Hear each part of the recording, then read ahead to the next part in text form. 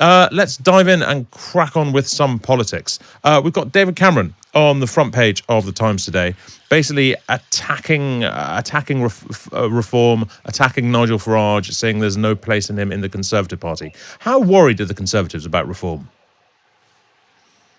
I mean, incredibly. This is the bombshell that they didn't want to happen. If you remember, back in the dim and distant past, when Rishi Sunak called this election, one of the objectives for calling it early was to wrong-foot reform. They worried that that party, which is to the right of the Conservative Party, could eat into its vote, into the Tory vote, all over the country because it has a harder line on things like immigration than Rishi Sunak is prepared to do. And they thought by going early and by listening to the rumours that Nigel Farage would concentrate on work in America, they would be able to just kind of keep the lid on that problem. And oh my goodness, has that bet gone wrong? You've got Nigel Farage taking over from Richard Tice, owning part of this campaign.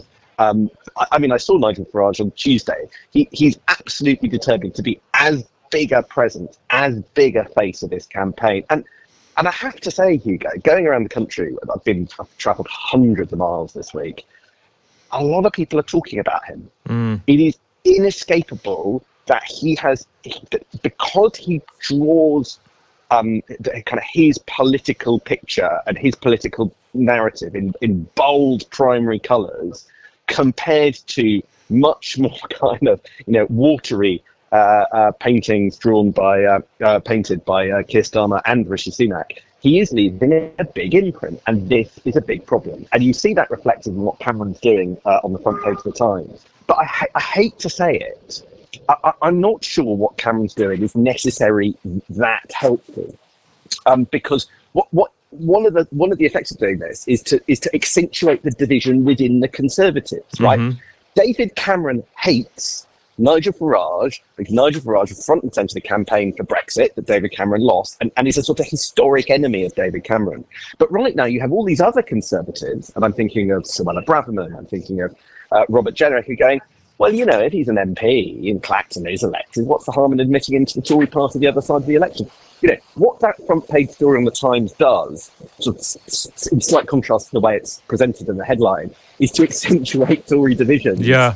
On this subject. So although it was presented as kind of hero Cameron coming to Rishi Sunak's rescue, I read it as people deepening, kind of like bashing in the posts for an electoral battle for the soul of the Conservative Party the other side of the election if they lose, which they probably do. I mean, that's the really interesting thing about it. Like, I mean, presumably from Cameron's perspective, like, he's not a fool. He must have a decent sense of the way the election's going to go. But that idea of the battle for the soul for the Conservative Party post-election, I mean, this is like, what does that rest on? Presumably, if reform makes an unexpectedly strong showing, then the Conservative Party is going to change dramatically post-election. Whereas if it doesn't, and it's a sort of damp squib, then do the One Nationers take control again? What happens there? Okay, just before we get onto that, let's just be a bit more cynical about David Cameron, right? David Cameron is not going to win this election for Rishi Sunak. He's not really going to stem the losses for Rishi Sunak in this election.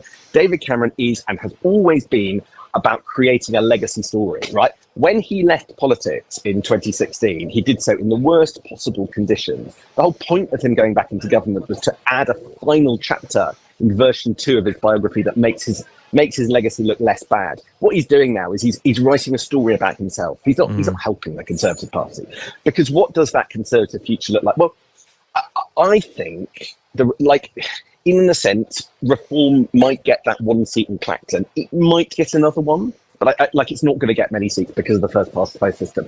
It is all about whether or not Nigel Farage wins and then is accepted into the Conservative Party afterwards. I think that is reform's role. I hate to say it. It sounds like it's kind of belittling a party that probably hundreds of thousands, if not millions of people might vote for. But I think this story ends in a binary choice.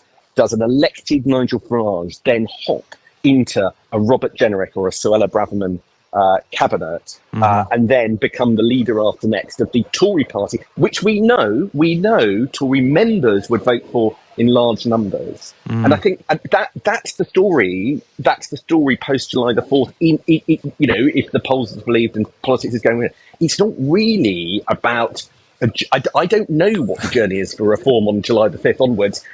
At the moment, we're not planning to cover it in particularly great detail because that man is a massive political force, but he is not necessarily going to stick with reform, I think, after them. One feels sorry for Rishi Sunak that even when his party's fighting the election, they're not even really fighting the election. Let's move on. Let's talk about Labour and particularly. Just very quickly, one never, ever, ever feels sorry for any politician. Never feel sorry for a politician. That is not an emotion that exists, I'm afraid. For me. Understood. Let's talk about Keir Starmer, who we don't need to feel sorry for either. How do you feel he's been coming across the last couple of weeks? I feel we've seen a different sort of Keir Starmer.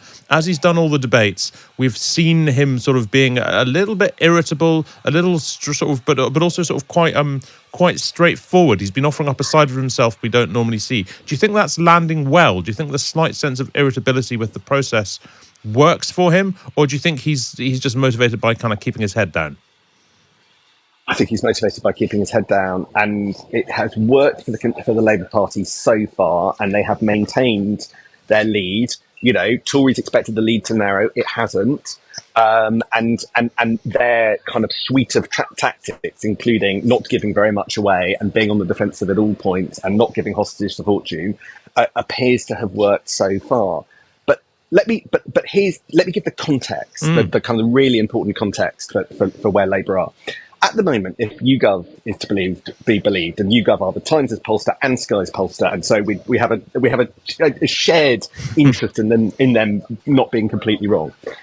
If they're to be believed, then the Labour Party is on course for the biggest ever majority in history. Right, that's fact one. But here's fact two. YouGov also says that 49% of the British public think that Keir Starmer will be a bad Prime Minister. Right. Just get your head around that. Half the country have already decided he'll probably be bad, right? Put those two things together in your head. Like, they're very hard to kind of reconcile with one another, those two facts. But I think that the moment Keir Starmer gets in, if he gets in, life is going to get incredibly difficult. And so then you take it back to this very, very consequential week where you had the interviews and you had the manifesto. What Keir Starmer is doing is he rhetorically is promising the earth, and in narrow policy terms is not promising very much, and is permanently on the defensive.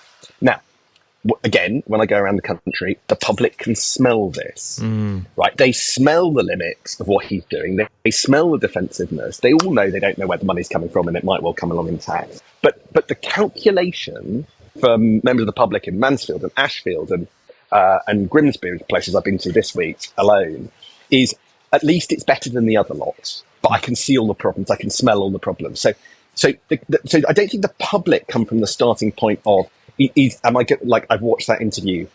I think he's great. I'm going to vote for him.